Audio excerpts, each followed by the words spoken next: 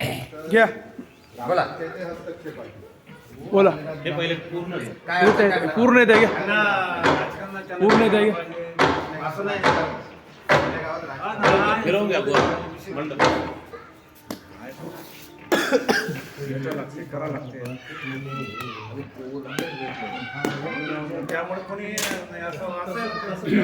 बोलू नका थांबा भाऊ, इकडे बघ. आता थोडे 2 मिनिट झेला आम्हाला, जास्त नका झेलू. घ्या स्टार्ट. आज राष्ट्रसंत तुकडोजी महाराज आपल्या भारताला, भारताच्या जवानाला शक्ती देणारे आणि भारतावर जे चीनचा हमला असो, कोणाचा हमला असो, त्यांना संपवण्यासाठी जवानाला शक्ती देणारे महान संत तुकडोजी महाराज त्यागी यांना मी नमन करतो. आणि आमच्या मुकुडबान परिसरामध्ये आज प्रभात फेरीचा आणि आज कार्यक्रम आहे. मी मुकुडबान वासियांना शुभेच्छा देतो. मुकुडबान येथे सिमेंटचा RCPLचा प्रकल्प आहे आणि या परिसरामध्ये संपूर्ण भारतातील ट्रक वाहतूक आणि भारतातील बरेचसे अधिकारी वर्ग इथे कामाला आहेत. मी या मुकुडबान परिसरामध्ये अवैध धंद्याचा महापूर ऋतू आलेला आहे आणि भद्रावती असो कुठले असो, या गावचे जे जावई झालेले काही लोक आहेत ते व्यसनाधीन होऊन दारू पिऊन या गावात येऊन इथे कार्यक्रम असताना बाजूला तमाशा करतात आणि त्यांचा परिवार पोलीस स्टेशनला जातो. तिथे एकच कर्मचारी पोलीस स्टेशनला असतो, आम्हाला वाचवा, लहान लेकरासहित जातो.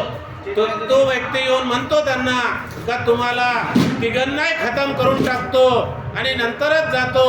असं वातावरण निर्माण होतो.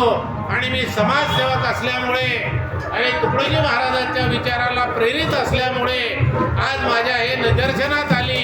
म्हणून मी यवतमाळ जिल्ह्याचे ॲडिशनल SP अशोक थोरात साहेब आपला जिल्ह्यावर वाचक आहे, परंतु काही अधिकारी पैसा घेणे, अवैध धंद्याचा आणि झोपा काढणे याच्या पलीकडे दुसरं कामच चालू नाही, असा या मुकुडबान परिसरातील सात्विक, धार्मिक आणि तुकडोजी महाराजांच्या विचाराच्या लोकांना खूप मोठा त्रास होत आहे.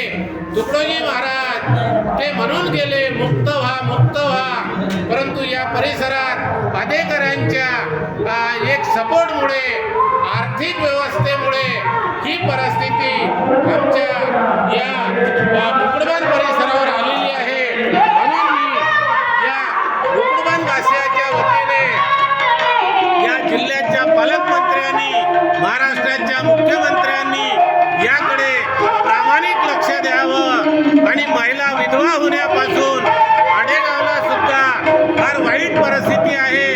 दन्नाट दारूचे अवैध धंदे सुरू आहे आणि या भागाचे ठाणेदार बेदिक्कतपणे 2 महिन्यात रिटायर्ड होणार म्हणून आपली आर्थिक व्यवस्था बनवत आहे. तरी वरिष्ठ अधिकाऱ्यांनी याची सखोल चौकशी करावी आणि आमच्या मुकुडबानच्या जनतेला, या परिसरातील महिलांना सुरक्षा मिळवून द्यावी, अवैध धंदे कंप्लीट बंद करावे अशी मी